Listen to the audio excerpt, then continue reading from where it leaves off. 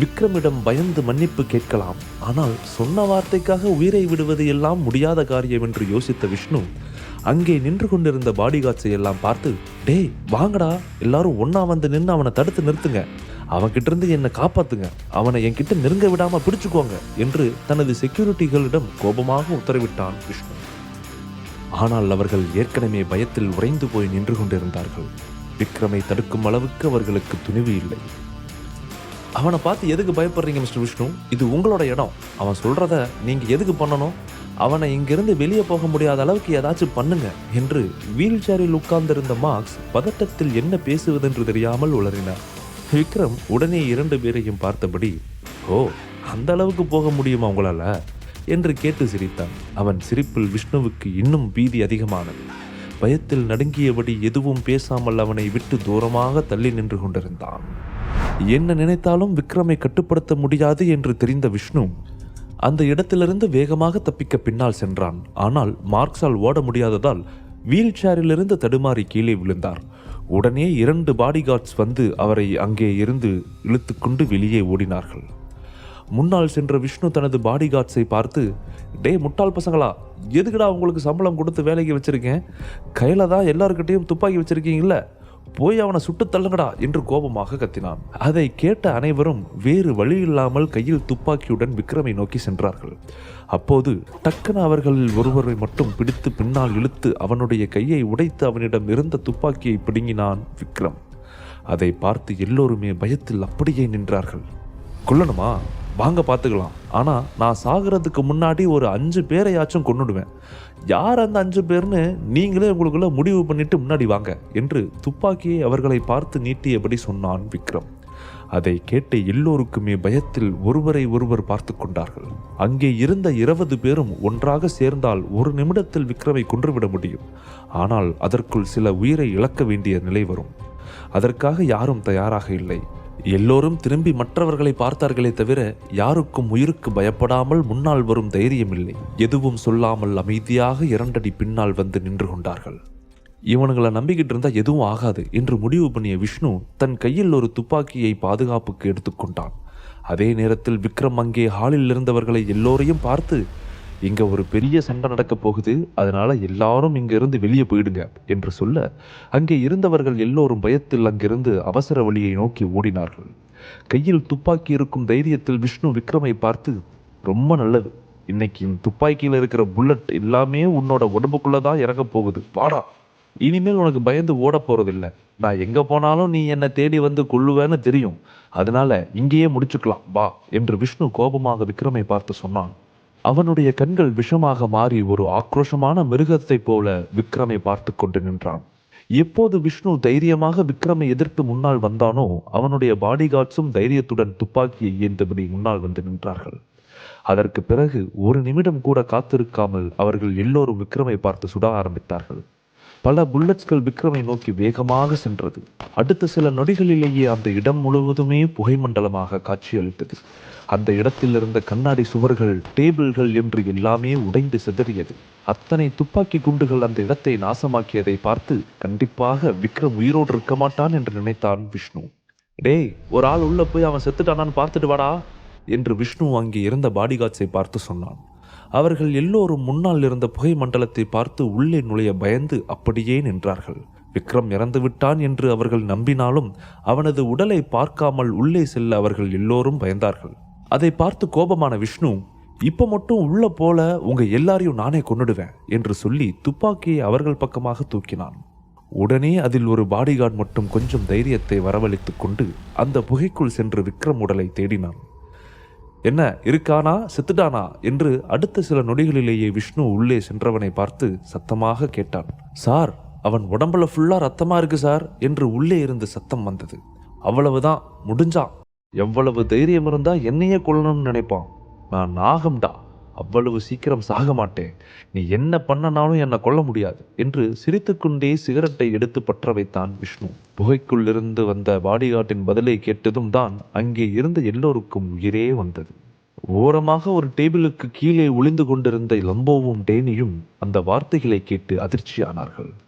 அவனுங்களை நான் கொல்லாம விடமாட்டேன் என்ற லம்போ கோபத்தில் அந்த இடத்திலிருந்து எழுந்திருக்க டேனி அவனை தடுத்தான். வேண்டாம் லம்போ, இந்த டைம்ல கொஞ்சம் புத்திசாலித்தனமா நடந்துக்க ட்ரை பண்ணு. உன் ஒருத்தனால அவங்க எல்லாரையும் கொல்ல முடியாது. அவங்க கிட்ட துப்பாக்கி வேற இருக்கு. அது மட்டும் இல்லாம நாம இன்னமும் விக்ரம் சாரோட பாடியை பார்க்கல. அவர் அவ்வளோ ஈஸியா சாகக்கூடிய ஆள் கிடையாது. வெயிட் பண்ணி பார்ப்போம் என்று டேனி அவனை சமாதானம் செய்தான். லம்போவுக்கு அவன் சொல்வது சரி என்று தோன்றியது. அந்த நேரத்தில் வெளியில் வராமல் டேபிளுக்கு கீழேயே கோபத்தை கட்டுப்படுத்தி கொண்டு ஒளிந்திருந்தான். விக்ரம் இறந்து விட்டான் என்ற செய்தியை கேட்டதும் அதுவரைக்கும் கூட்டத்திற்குள் ஒளிந்திருந்த கௌஷிக்கும் நீரஜாவும் வெளியில் வந்தார்கள். மார்க்ஸும் மெதுவாக தனது வீல் சேரை நகர்த்தி விஷ்ணுவின் அருகில் வந்தார். மிஸ்டர் விஷ்ணு, நீங்க உண்மையிலேயே ஒரு பெரிய வேலையை தான் பண்ணியிருக்கீங்க. அவன் இவ்வளவு ஈஸியா சாவான்னு நான் கொஞ்சம் கூட நினைச்சு பார்க்கல. நிஜமாவே உங்களோட தைரியம் அசாத்தியமானது தான் என்று மார்க்ஸ் விஷ்ணுவை பார்த்து நிம்மதியுடன் புகழ்ந்தார். விஷ்ணு அவரை பார்த்து பொல்லாதவனை போல சிரித்தான். போட்டியில யாரு கை ஓங்கி இருக்குங்கிறது முக்கியம் இல்ல, கடைசியில யாரு ஜெயிக்கிறாங்கிறது தான் முக்கியம் என்று சொன்னான் விஷ்ணு. டேய், சீக்கிரம் அவனோட பணத்தை தூக்கிட்டு வந்து எங்க முன்னால போடு. அவன் முகத்தை பார்த்தாதான் எனக்கு நிம்மதியே என்று விஷ்ணு சத்தமாக சொன்னான். அடுத்த சில நொடிகளில் அந்த பாடிகார்ட் புகைக்குள் இருந்து விக்ரமை தூக்கி கொண்டு வெளியே வந்தான். அதை பார்த்ததும் எல்லோரும் ஆர்வத்துடன் நின்று கொண்டிருந்தார்கள். புகையிலிருந்து வெளியே வந்ததும் அந்த காட்சியை பார்த்து அவர்களின் சந்தோஷம் அத்தனையுமே அதிர்ச்சியாக மாறியது. அங்கே விக்ரம் அந்த பாடிகார்டின் உடலை தூக்கி கொண்டு வெளியில் வந்து நின்று அவர்களை எல்லாம் பார்த்து சிரித்தான். நீ நீ நீ இன்னும் சாகலையா என்று விஷ்ணு அதிர்ச்சியோடு கேட்டான். விக்ரம் எதுவும் பேசாமல் அவன் கைகளில் இருந்து துப்பாக்கியால் அங்கே இருந்தவர்களை எல்லாம் படபடவென சுட ஆரம்பித்தான். அந்த சில நொடிகளில் 5-6 பாடிகார்கள் அவனுடைய துப்பாக்கி தோட்டாவுக்கு பலியானார்கள். அதற்குள் மற்றவர்கள் எல்லாம் சுதாரித்துக் கொண்டு திரும்ப விக்ரமை சுட ஆரம்பித்தார்கள். விக்ரம் அந்த பாடிகார்டின் உடலை வைத்து தன்னை மறைத்துக் கொண்டு அங்கே இருந்த ஒரு ரூமுக்குள் புகுந்து கதவை சாத்திக் கொண்டான்.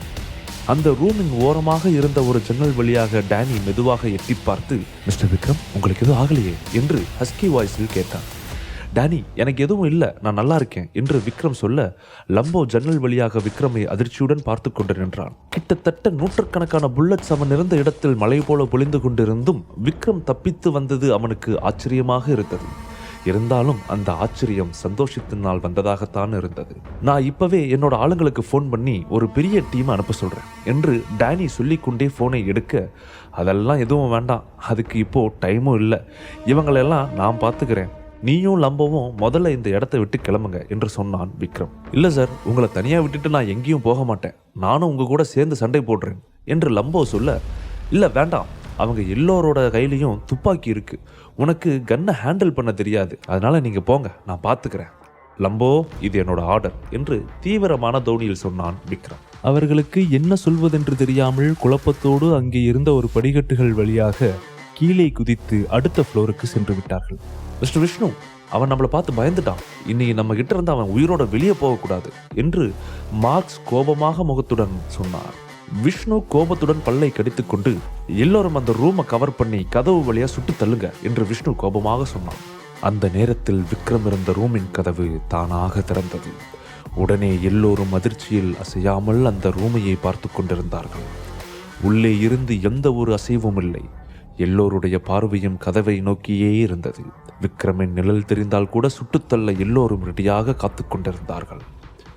விக்ரம் அப்போது யாரும் எதிர்பார்க்காதபடி கதவுக்கு கொஞ்சம் தள்ளி இருந்த ஜன்னலின் வழியாக அங்கே இருந்த எல்லோரையும் சுட ஆரம்பித்தான். அவன் கையில் வைத்திருந்த உயர் ரக துப்பாக்கியிலிருந்து பயங்கர வேகத்தில் அங்கே இருந்த எல்லோரையும் சுட்டு தள்ளினான். அடுத்த சில நொடிகளிலேயே அங்கே இருந்த ஒரு சிலரை தவிர எல்லோரும் செத்து விழுந்தார்கள். விஷ்ணுவுக்கும் மார்க்ஸுக்கும் என்ன செய்வதென்றே தெரியவில்லை. ஃபீனிக்ஸ் பறவையை போல திரும்ப திரும்ப வரும் விக்ரமை பார்த்து அவர்களுக்கு இன்னமும் அதிகமாக பயம் ஏற்பட்டது. மற்ற செக்யூரிட்டிகள் எல்லோரும் பயத்தில் உச்சத்தில் இருந்தார்கள். மீதம் இருந்த 2-3 பேர் அந்த ஜன்னலை குறிவைத்து சுட ஆரம்பித்ததும் விக்ரம் சுடுவதை நிறுத்திவிட்டு மீண்டும் ரூமுக்குள் சென்று மறைந்து கொண்டான். அங்கே இருந்தவர்கள் எல்லோரும் பயங்கர பீதியில் நின்று கொண்டிருந்தார்கள். கௌசிக், இதுக்கு மேல இங்க இருந்தோம்னா நம்மளோட உசுரும் இப்படிதான் எந்த யூஸ் இல்லாம போயிடும் போல, சீக்கிரமா யாருக்கும் தெரியாம இந்த இடத்துல இருந்து எஸ்கேப் ஆகிடலாம் என்று நீரஜா சொல்ல, பயத்தில் ஒரு இடத்தில் ஒளிந்து கொண்டிருந்த 2 பேரும் மெதுவாக அவசர வழி படிக்கட்டை நோக்கி யாருக்கும் தெரியாமல் நகர்ந்தார்கள். நேரம் போக போக தன்னுடைய ஆட்களையே செத்து கொண்டிருப்பதை பார்த்து விஷ்ணுவுக்கு பயங்கர கோபம் வந்தது.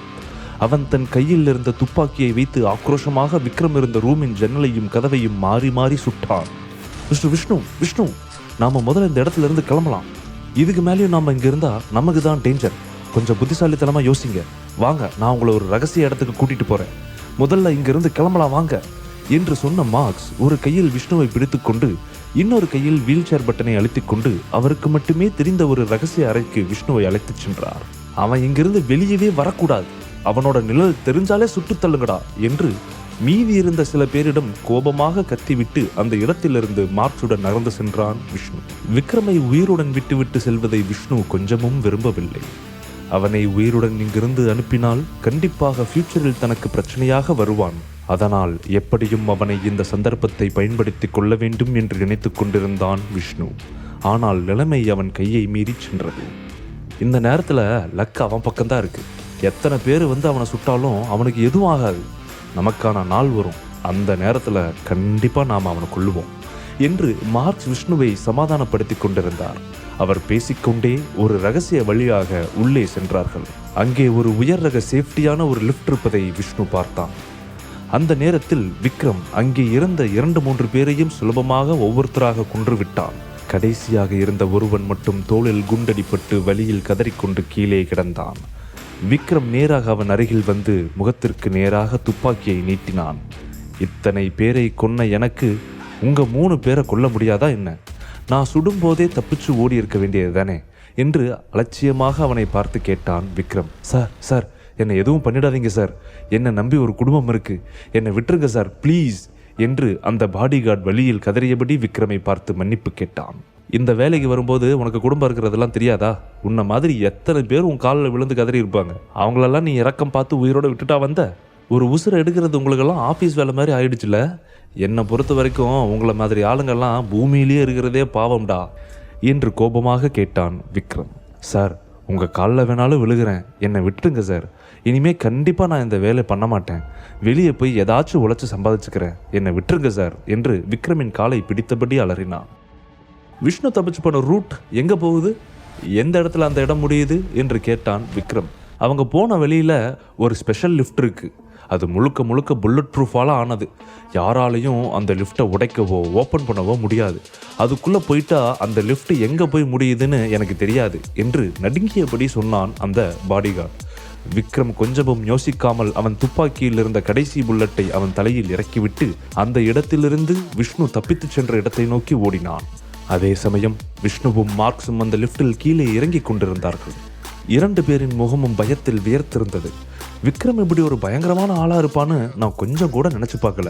சென்னையில் இருந்ததுக்கும் இப்பவும் அப்படியே டோட்டலா மாறி இருக்கான் என்று மார்க்ஸ் அதிர்ச்சியோடு சொன்னார். நான் எதுக்கும் ரெடியாக தான் இருக்கேன். இந்த இடத்துல இருந்து நாம வெளியே போயிட்டா போதும். எனக்கு இருக்கிற கான்டாக்டை வச்சு அவன் எங்க இருந்தாலும் நானே தேடி கண்டுபிடிச்சு கொள்ளுவேன். இந்த சண்டையில நாம அவன் கிட்ட தோத்துட்டாலும் உயிரோட தப்பிச்சு வந்துட்டோம், அது போதும் என்று சொன்னான் விஷ்ணு. அப்போது அந்த லிஃப்டை ஒரு முறை பார்த்தவன், என்ன இந்த லிஃப்ட் ஒரு மாதிரி வித்தியாசமா இருக்கு என்று விஷ்ணு கேட்டான். பயப்பட தேவையில்லை, இது ரொம்பவே ஹை டெக்னாலஜியில் உருவாக்கப்பட்ட லிஃப்ட். இதை யாராலையும் உடைச்சிக்கிட்டு உள்ளே வர முடியாது. நிலநடுக்கம், பாம் பிளாஸ்ட் எது நடந்தாலும் உள்ளே இருக்கிற வரைக்கும் நமக்கு எதுவும் ஆகாது. நாம் பத்திரமா கீழே இறங்கிடலாம் என்று அவர் சொல்லி கொண்டிருக்கும் போதே லிஃப்டின் மேல் பகுதியில் இருந்த உலோகத்தகடு திடீரென வெடித்து சிதறியது.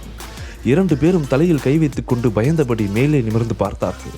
அந்த இடத்தில் விக்ரம் ஒரு பேயை போல அவர்களை பார்த்து சிரித்தபடி நின்று கொண்டிருந்தான்.